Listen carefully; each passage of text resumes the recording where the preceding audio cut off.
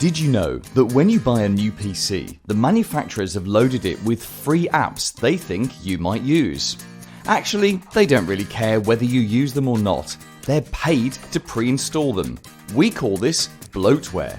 And it means your new device starts its life more cluttered than it needs to be, with slower processing speeds, and an increased chance of being hacked if the software gets out of date.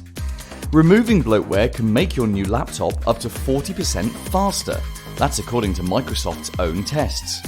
Whether your device is old or new, take a look at what apps are installed and delete anything you don't regularly use. While you're there, for security purposes, look for anything unfamiliar or software you don't remember installing.